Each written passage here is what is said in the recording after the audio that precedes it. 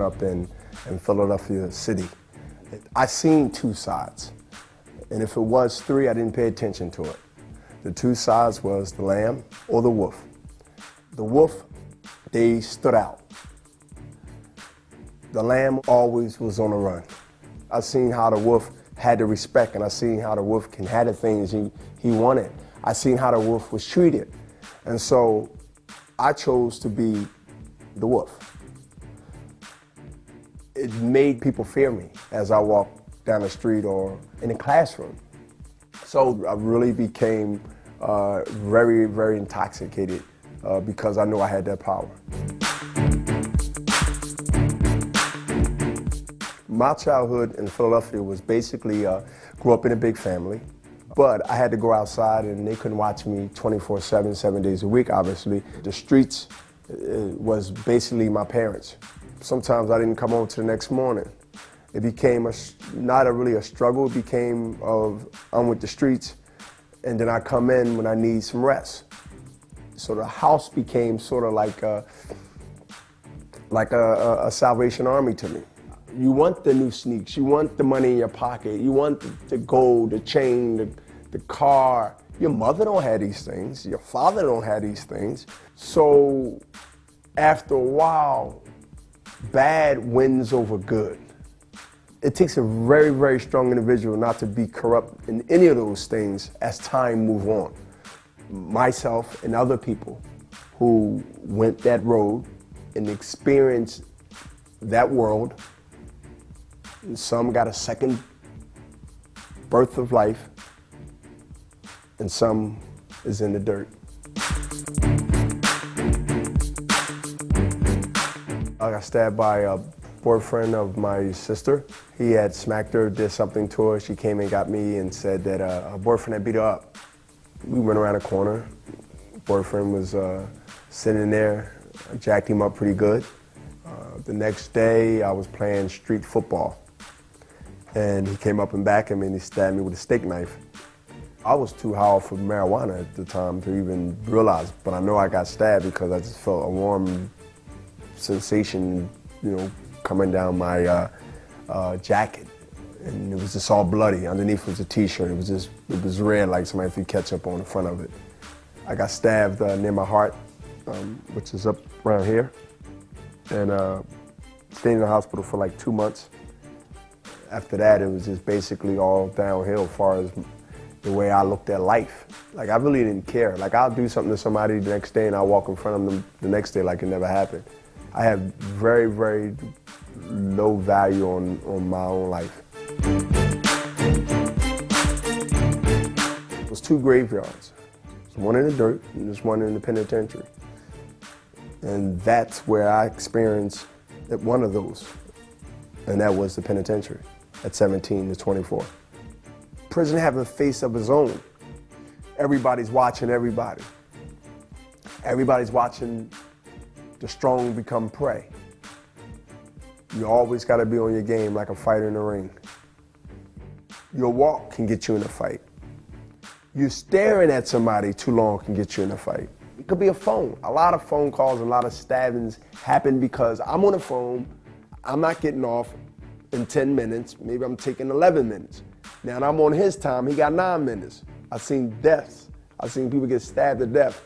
I see people get hit with locks in the sock, padlocks, and get hit. The sock is doubled, so I won't go through the sock after a couple of hits. The sock is bloody, red bloody from the chunks and the dents it's putting in somebody's head. You're talking about a padlock in a sweat sock, doubled. You ready to get shot to get hit with that. And that's how prison is. You gotta be willing to look in a guy's face and say, I will kill you if I have to.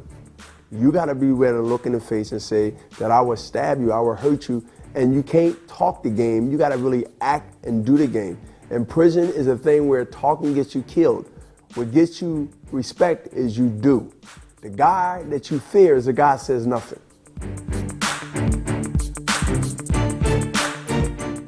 They have boxing in prison. They have boxing in prison. That there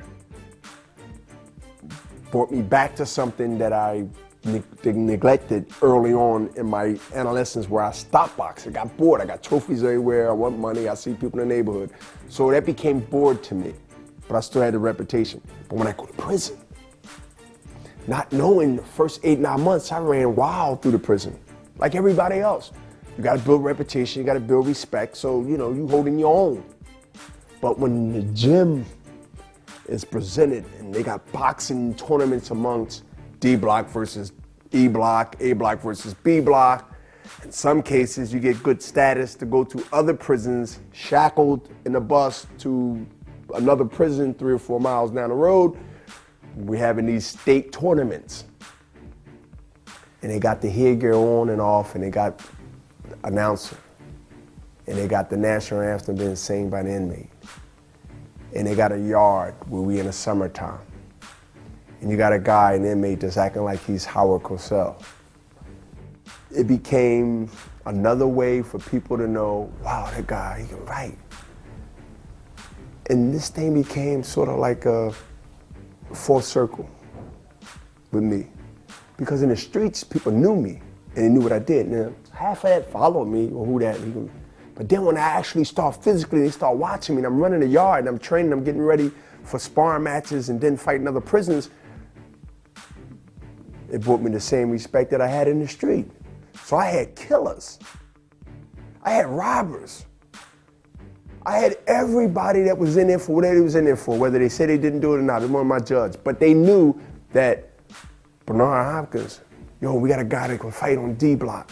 You become a celebrity because I'm really a championeer. But it was the respect when somebody said, don't mess with him. You all right? You need anything? You all right, champ? That was like my meds. That was medication for me. My thing was, when I get out, I'm never coming back. And if I can stay out longer than 6 months, I might have a shot, because that's never a thing that I can do. And turning professional and then losing my first fight, as you look at the archives, with Clinton Mitchell in May of 1988. Never forget it. It was like going back to prison. And them 15 months of inactive. If you look at 89, 1989, you look at 1990, I ain't do nothing in the ring. Every now and then they look at my record and say, what happened in 89? You lost in 88, 4-rounder, $100 a round. Here's my friends got $40,000 in a brand new Mercedes. And I just fought for my life. I thought that 4-rounder was like my life for $400. What side would you be on? Either I'm gonna be here, which was the right choice, or in the penitentiary or in the graveyard. But if something clicked, if something happened prior to coming out, and prior to being there, done that made me say, I'm gonna stick it out. And I went into boxing with that attitude in one of my next 23 fights. Early in my career, I was executing guys very quickly.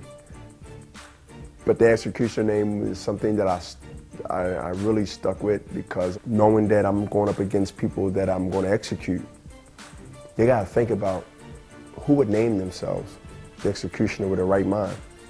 And then second, if he a beast like he says he is, then let me see footage. And then they see all these things, and then they gotta prepare for the executioner. That not only you gotta fight this guy that's perceived to be crazy, but you gotta do it in grand fashion. That's too much pressure on any guy. I wouldn't want to fight me, because I know it wouldn't be a good outcome for both.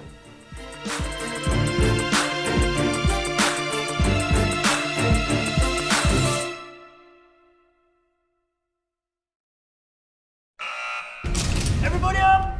Cell block D, get up! Remember now, that professional boxing shit ain't gonna help you here. No refs, no rounds. You fight until somebody quits. I'm ready to fight right now. He just had a fight, he ain't had time to rest. Care, Ace. I'm sorry the way things worked out for you. He chews fighters up and he spits them out. You don't know who you're with. You take the fight to that, and he won't know what hit him. I got a feeling it's not going to be your night. We're not winning any decisions tonight. McQueen, the son. We came to have a little talk. I lost my youth. I lost my career. I lost my dream. Now what?